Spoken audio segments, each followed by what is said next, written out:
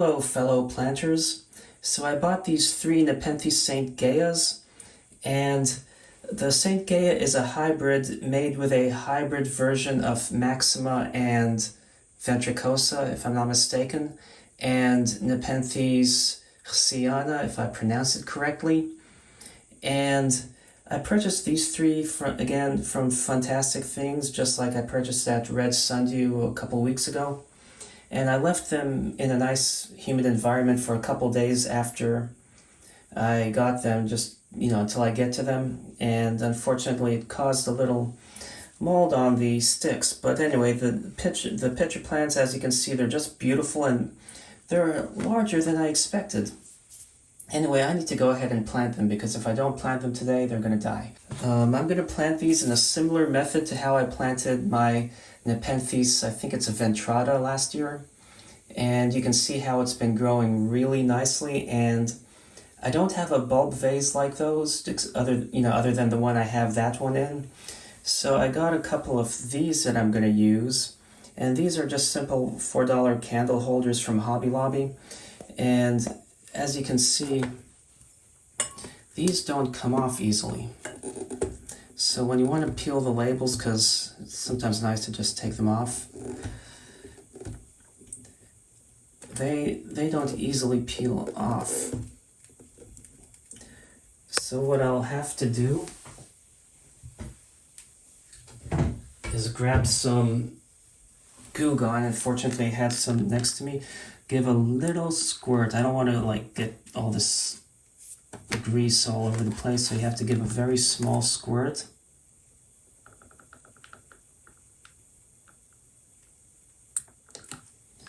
There. And then using your finger, you just rub this over it. Since this is glass, not plastic, you can always scrape off all the sticky adhesive, but you just rub your finger over it and let it sit for a few minutes, and it comes right out. Now that I got these cleaned, I need to put some padding between it and the countertop. So I have a hole punch, and this is a craft hole punch for a round hole, and they come in different sizes. And I can basically take the self-adhesive craft foam, and let me show you. Stick this in, make sure I don't have anything exposed, any edge. And now I have to determine how many do I want for each one.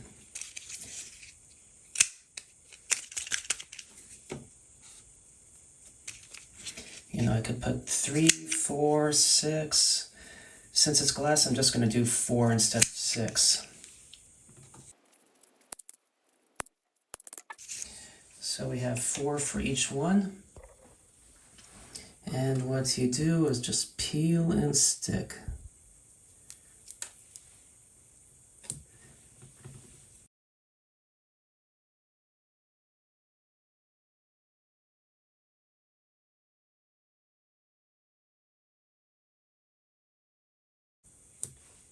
Okay, so now, if you notice, they're not perfect, but anyway. So now what I can do is figure out a container to put in here for a pot. And these 3-inch pots, they fit perfectly. The only problem with them is these that you can get from the Dollar Tree or off Amazon in groups of 100. They don't really last very long. They're cheap. They'll start to break down with sunlight, and plants need sunlight to grow. So I have a collection of pots that I save, and these, as you can see, they're great.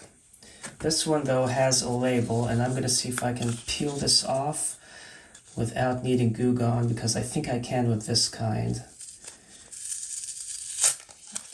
And let me see if I can apply the right amount of finesse. You see the little bits of stickiness?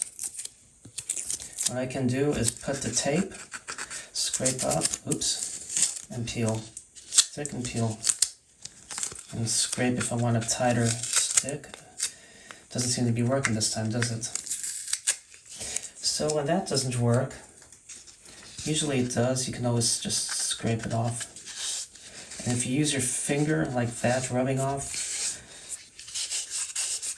you can also get some of the adhesive gum that's stuck on there. So if you look at it, there isn't, you see a little bit of adhesive gum, but not much. Anyway, so now I have 2 pots and 3 plants. Fortunately, I have a bulb vase, well, not a bulb vase, but like a glass vase, and another pot that's smaller that fits in there. This had a Venus flytrap that I got from Walmart, and it was planted in peat, so I'm not going to worry about rinsing it out because peat should be fine.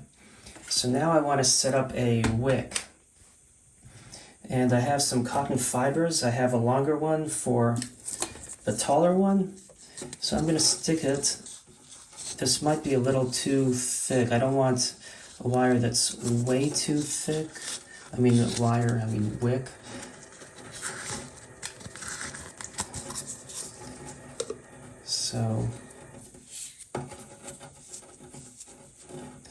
So yeah, I'm going to have to go get a thinner wick for this one. So I got some thinner cording to use as a wick. So that's one reason why you don't want it too thick is because it's you want to make sure it's not going to constrict the water via capillary action moving up. And I like to make sure these are about the same length. Now one thing is, I'm not going to just leave this at the bottom of the pot because you want to make sure the substrate gets enough. So I have a piece of sphagnum moss and I'm just going to put this underneath to give it a little lift or height. And I'm going to put some other sphagnum moss in here. And I could plant up to the top of the pot or I can plant above, I think the top of the pot. Now let's see, I think I'll grab this middle one. Oops. Instead of showing you guys the plants, you were seeing my arm, and I'm going to remove this nasty, I need to dispose of this. Take some paper towel, then I'll throw this in the trash. So now what I'm going to do is detach the packing tape or the painter's tape they put to hold it in place during shipping.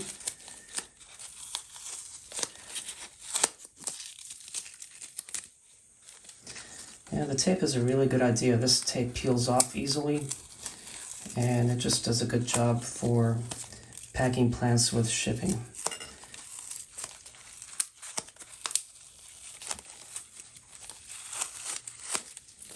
Okay, and I'm going to add this to the stake that I'm going to throw away. And they made a little cup for it, which was nice. And now I can carefully, I need to move this out of the way so you guys can see better, don't I? So now, whoops, just take that out of the way. Okay, so they have sphagnum with perlite, which is nice. So I'm gonna stick this in here. Make sure the plant is in there as well. And I think I'm just gonna have it up to the rim of the pot. You know, so I have peat moss, sphagnum, perlite, all the cool stuff. That appears to be enough. Now, even though you can use regular water, it doesn't have to be distilled for Nepenthes pitcher plants. You don't want a high salt content, so I'm just going to be using distilled water because I don't want salts over time, just, you know, if there's a slight one to overly accumulate in here, killing the plant. So to make it easy to water, I should have put some water in there first, but at least this way that peat at the bottom that's really dry will help get it hydrated, and this is actually coming down easily, which is good. Sometimes these get a little tricky to water. I could always add a little more, but what I might do is just add a little bit of peat moss to the top. It will slowly fall down the little particles and fill in any voids, but you do want it to be wet and airy for the roots. So there we go. And I'm just going to give it a good filling so that the wick also can soak up water, and I overfilled. Wow, look at that sound. Excuse you. Or should I be saying excuse me because I'm the one in the video or making the video? You guys are just watching. Anyway, I can keep watering this. Now we're going to do the other two. I forgot to put padding underneath that one. So for these, I do have the same thing, the thicker cotton wick. There are plenty of holes, and hopefully the wick will be adequate. Yeah, there is enough space in there, so I don't have to worry. Score. This cording, it's the cotton cording I got from Hobby Lobby. It frays too easily. So to keep it in place, I'm going to use the tongs, or I mean the tongs, and figure out how I'm going to push this through. Okay. It's better to close this and then push it bit by bit. Wiggle if I have to. Oh, it's not in focus. There we go. Wiggle if I have to. Hold this and wiggle out the tongs and then pull. And I got all three of the fibers good. So I do the same thing, you know, make sure this is going down to the base, which is good. It's actually better at hitting the base than this one because this is so curved from the roll it was in. And then I can go ahead and take some peat moss and put it underneath as a means to raise the wick. Oh, here's a nice big chunk. And you know, the nice thing about the peat moss also, if it goes down in here, it acidifies the water, and it looks ugly, but helps hinder algae growth. Or if you're from one of those countries that say algae,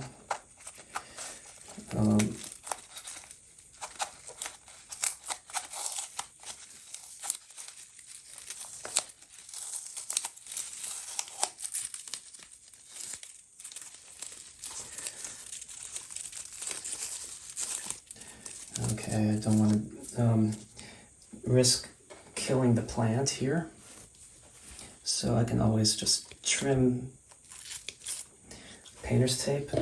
That thing doesn't cut very well, but at least I made a cut that I can tear apart.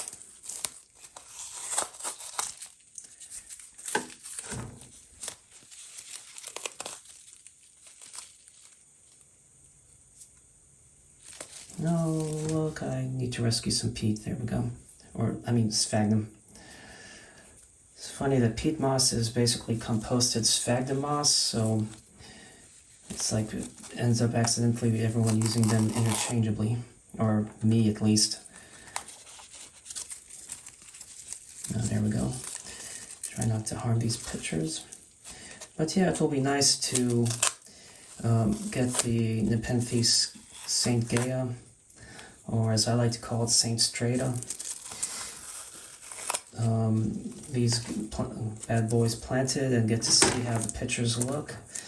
I have 3, so I can always like sell a couple or give them as gifts or whatever I want to do. You know, you can always basically like sell 2 and keep the other ones, but if you grow them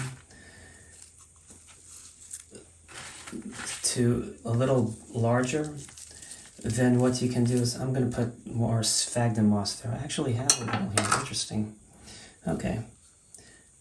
There we go. So I'm going to just stick sphagnum in there because it could use a little. But basically what you do is you can let it grow a little bit more so you can sell it for a better price and then get your money back, and then you have a free plant. Keep one, sell the others. I may repot this one eventually, but for now, I'm just going to water it.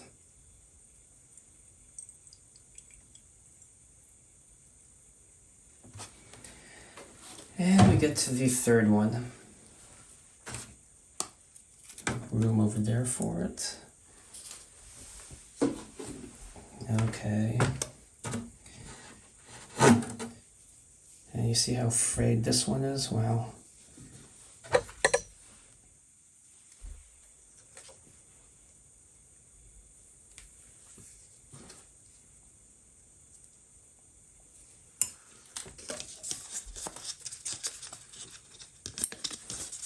Oh, that one actually came down easily. Score.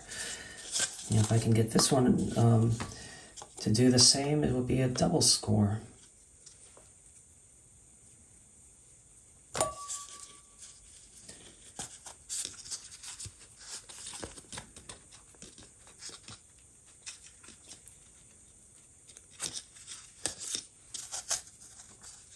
Nice. Get these lined up.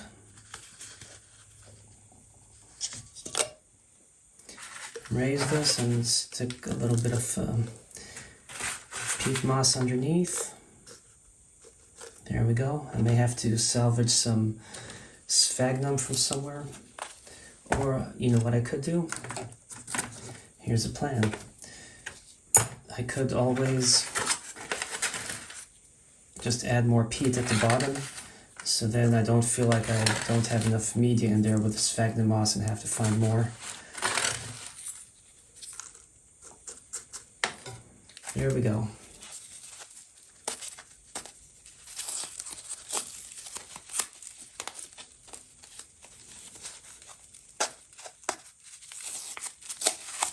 Oops. I forgot to remove that.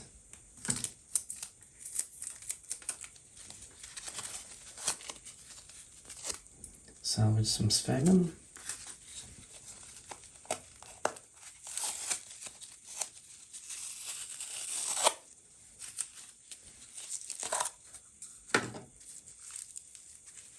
Oops. Perfect.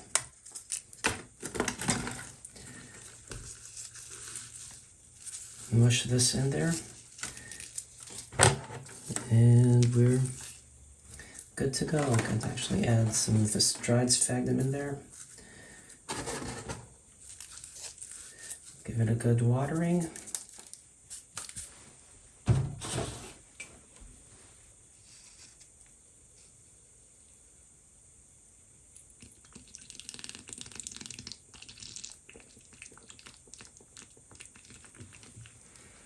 And I planted 3 Nepenthes plants with a wicking setup. The nice thing about the glass is you get to actually know if it's about to dry and when to water.